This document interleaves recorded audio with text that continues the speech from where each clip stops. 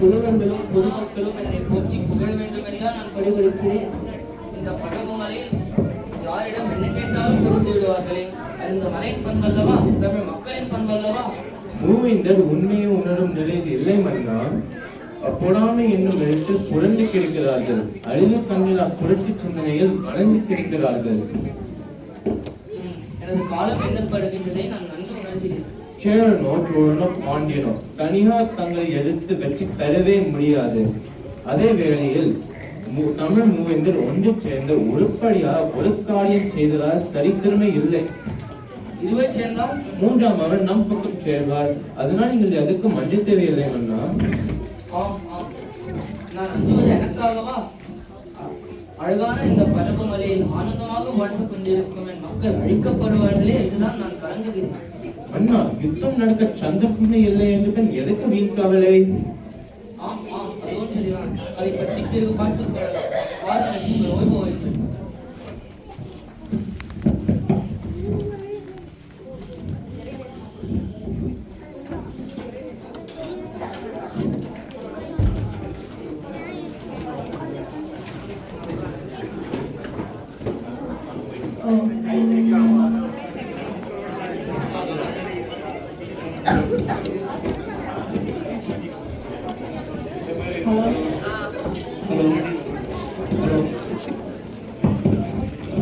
காட்சி 3.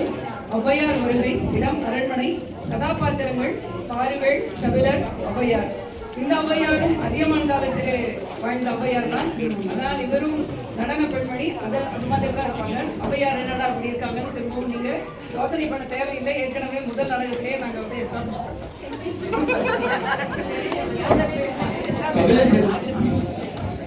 கபிலர் பெருமானே, அதிகமாக தனக்கு கிடைத்த அரிய நெல்லிக்கனியை ஔவையாருக்கு கொடுத்தபடியே எல்லோரும் புகழ்ந்து பாடுகிறார்கள்.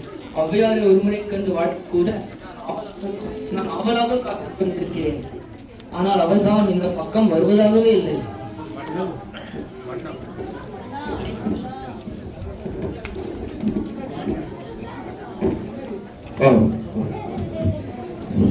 மன்னா, எனக்கு பரவமலை எப்படியோ அப்படித்தான் ஔவையாருக்கு தவறூர். அவள் எங்கு சுற்றினாலும் அதிகமான தவறூரை விட்டு தெரியார். எனக்கு நீண்ட காலமாகவே ஒரு ஆசை, ஔவையாரை சில காலம் இங்கேயே வைத்திருக்க வேண்டும் என்று. என்ன ஆரவாரம்! ஆஹா, ஔவையாருக்கு ஆயுசு 100. அவரே வருகிறார். பாருங்கள்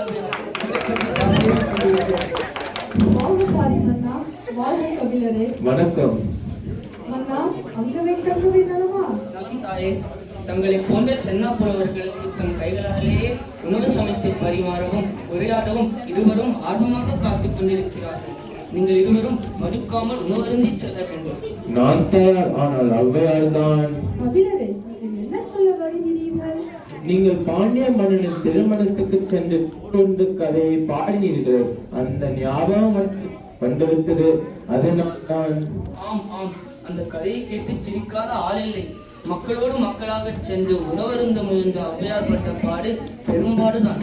புலவரே, அந்த பாடலை ஒருமுறை பாடுங்களேன், கேட்போம். இதோ பாடியவரே இங்க இருக்கிறாரே, அவரே பாடட்டும், கேட்போம். ஆஹா, இதோ பாடுகிறேன். வந்த விழை தேர்ந்த வழுதி கல்யாணத்து உண்ட பெருக்கம் முறை கக்கே அந்தி மிக நெருக்குண்டே தள்ளுண்டே நீ பசினால் வயிறு சுருக்குண்டே சோறுண்டிலேன். கடைசியில் சோறுண்ணவே இல்லையா?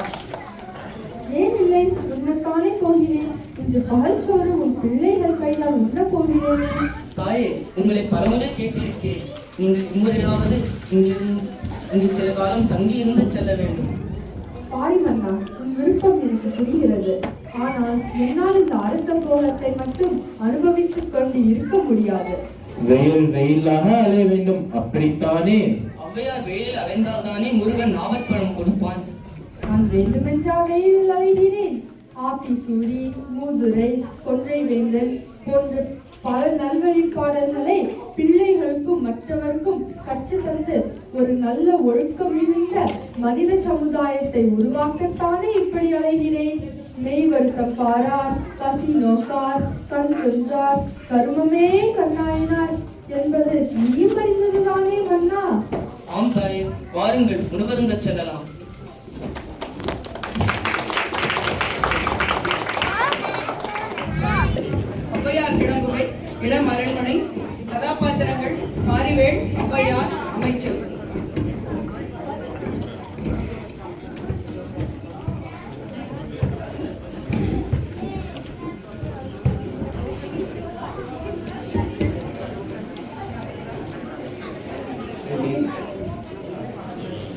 மன்னா,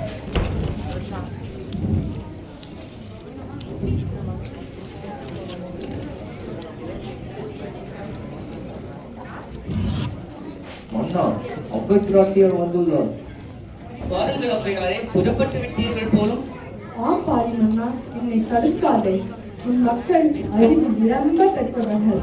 நீயும் நல்ல புலவான். மக்களும் புலவர்களும் போற்றும் அரசர்.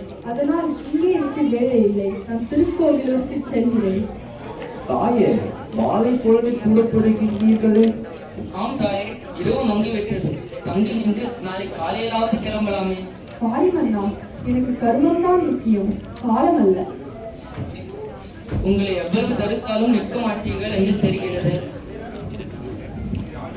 இதோ இந்த பணமுடிப்பையாவது நீங்கள் பெற்றுச் செல்லுங்கள். எனக்கு எதற்கப்பா பணமும் பரிசும்? அதிகமான் தங்களுக்கு கொடுத்த அரிய நெல்லிக்கனியைப் போல இது அரிதானதல்ல. அவர் தங்களுக்கு கொடுத்த பரிசு பொருள்களை விட இது அதிகமானதும் அல்ல. ஆஹா, நல்ல சிலேடே. சேரமான் தங்களுக்கு பொன்னாட்சியை ஆட்டி கொடுக்கும் பொழுது உன்னாடு பொன்னாடு என்று பாடினீர்களாமே, அதை விடவா இது? அழகு பெரிதல்ல மன்னா, அன்புதான் பெரிது. நன்றி, நான் வருகிறேன்.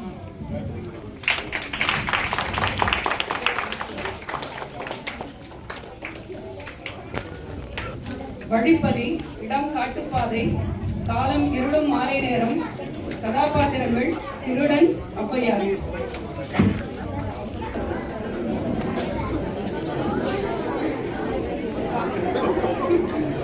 கேள்வி நின்னங்க. யார் இது? யாரா கையோடு கொலை பிடி? என்னது வழிப்பறியா? பாரியின் நாட்டிலா? என்ன அநியாயம்! மன்னன் கொலைகளுக்கு மக்கள் பறித்தெடுக்கிறார்களா? இப்பொழுதே போய் பாரியிடம் நியாயம் கேட்கிறேன். சமாதானம், இடம் அரண்மனை. கதாபாத்திரங்கள் பாரி, ஔவையார்.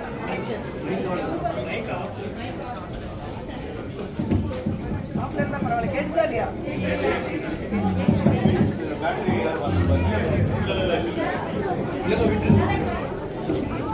கேட்டுச்சா இல்லையா? எல்லாரும் கேட்டுச்சா? இல்ல, கேட்டுச்சுன்னு சொன்னீங்கன்னா கேள்வி கேட்பேன். இது எத்தனாவது காட்சின்னு கேள்வி கேட்பேன். 6வது காட்சி. அரசே, அரசே, ஔவையார் கோபமாக வருகிறார். பாரி மன்னா, நீ ஒரு மன்னனா? நீயா கொடையாளி? உன்னையா உலகம் போற்றுகிறது? நீ ஒரு பகல் வேஷக்காரன், கொள்ளைக்காரன். தாயே, என்ன பேசுகிறீர்கள்? அவ்வை பிராட்டியார் கோபமாக இருக்கிறார் போலும். பாரி, நீ பழங்கு மலையை பகல் மட்டும்தான் ஆகிறாயா? இரவில் திருடர்கள் தான் ஆகிறார்களா? இது ஒரு ராஜ்யம், இதற்கு ஒரு அரசன். மக்களை திருடர்களாக அலைய விட்டு நீ மட்டும் மாபெரும் கொடையாளி என்று செருக்கி திரிகிறாயா? தாயே, ஏன் கோபமாக பேசுகிறீர்கள்? என்ன நடந்தது? 60 சின்னம் எனக்கே சொல்லி தருகிறாயா? நன்று நன்று. நீ தந்த பரிசு பொருட்களை உன் நாட்டு வழிப்பறி கொள்ளைக்காரன் பறித்து சென்று விட்டார். 6 திருடர்களை அடக்க முடியாத நீயும் ஒரு அரசனா? உன் ராஜாங்கம் நன்றாகத்தான் இருக்கிறது. இதுதான் நல்லாட்சியா? தாயே, இதனால்தான் உங்களை சில காலம் நல்லாட்சி செய்ய உதவ வேண்டும் என்று நான் வேண்டினேன். நீங்களோ மறுத்து விட்டீர்கள். இனியாவது இங்கிருந்து நல்லாட்சி செய்ய உதவுவீர்களா? சரி சரி, உதவுகிறேன். ஆனால் அதற்கு முன் இந்த வழிப்பறி திருடர்களை பிடித்து அடக்க வேண்டும். அப்படி தொகையாக யாரும் இல்லை.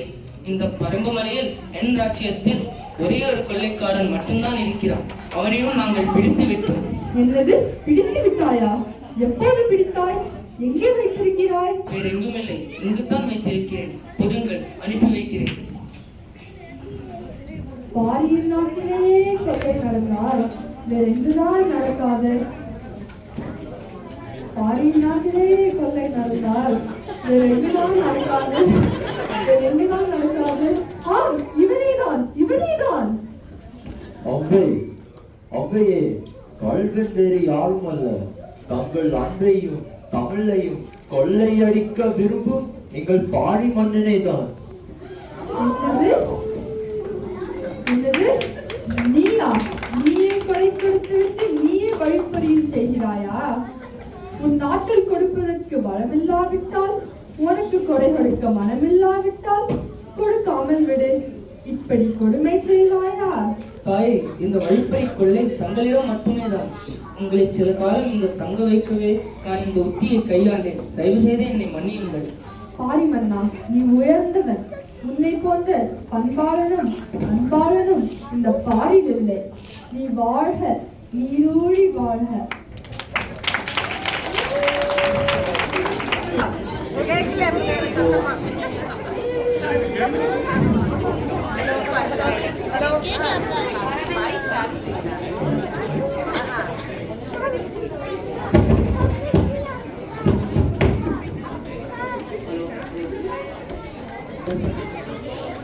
ஹலோ ஹலோ, கேக்குதா? கொஞ்சம் கேக்குதா? பின்னால கேக்குதுங்கிறாங்க, முன்னால கேக்குதுங்கிறாங்க. கேக்குதா? காட்சி 7. மூவேந்தர் முற்றுகை. இடம் அரண்மனை. கதாபாத்திரங்கள் பாரி, அமைச்சர், கபிலர். பாண்டிய மன்னனின் அரசவைக்கு வந்த புலவர்கள் எல்லாம் பாரியை புகழ்ந்து பாடியதாலும், பரவலாக தமிழ்நாட்டு மக்கள் எல்லாம் பாரியையே போற்றி புகழ்ந்ததாலும் ஆத்திரமும் பொறாமையும் அடைந்தான் பாண்டிய மன்னன். சேர சோழ நாட்டரசர்களும் அதே போல் புழுங்கிக் கொண்டிருந்தனர். தனியாக ஒரு நாட்டினர் மட்டும் படையெடுத்து போய் பதம்பு நாட்டை தாக்குவதோ வேள்பாரியை வெற்றி கொள்வதோ முடியாத செயல் என்று தெளிவாக தெரிந்ததால் மூவேந்தர்களும் ஒன்று சேர்ந்து படையெடுத்து பரம்பு மலையை முற்றுகையிடுகிறார்கள். காட்சி 7. மூவேந்தர் முற்றுகை.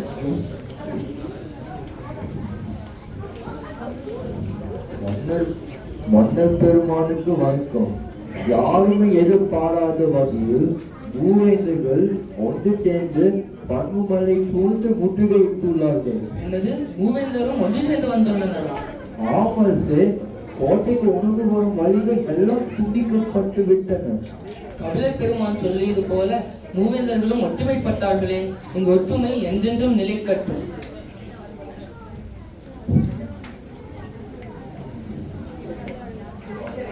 அமைச்சரே, தளபதியிடம் சொல்லி உடனே தயாராக சொல்லுங்கள்.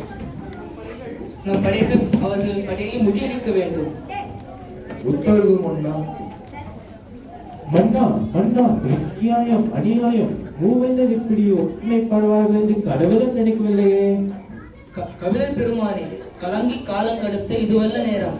இதோ நானும் போருக்கு புறப்பட்டு விட்டேன்.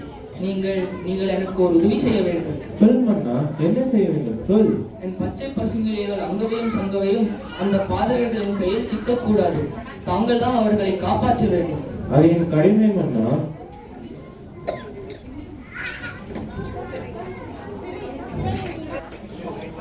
கதாபாத்திரங்கள் பாரி, கபிலர், அமைச்சர், ஔவையார், அங்கவை, சங்கவை. பாரிவள்ளல் போர்க்களத்தில் மாண்டு கிடக்கிறார்.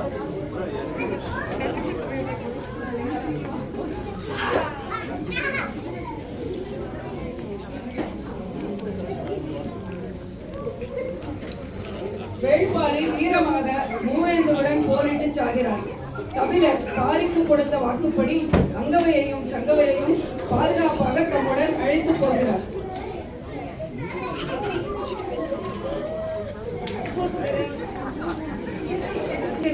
கதாபாத்திரங்கள் கபிலர், அமைச்சர், ஔவை, அங்கவை, சங்கவை. கபிலர் பெருமான் விச்சிக்கோன், இருங்கோவேள் ஆகிய மன்னர்களை சந்தித்து அவர்களின் மக்களுக்கு பாரி மகளிரை மணமுடிக்க வேண்டுகிறார். அவர்கள் மறுத்துவிடவே மிகுந்த வருத்தத்துடன் அங்கவையையும் சங்கவையையும் திருக்கோவலூரில் பார்ப்பனரிடம் பாதுகாப்பாக சேர்த்துவிட்டு பாரியின் பிரிவால் ஆறா துயருடன் பெண்ணையாற்றங்கரையில் கண்ணீர் கரைபுரள பாழியை நினைத்து பாடி வடக்கிருந்து உயிர் விடுகிறார். வடக்கிருத்தல் என்றால் வடக்கு நோக்கி அமர்ந்து உண்ணா நோன்பிருந்து உயிர் விடுதல் என்று பொருள்.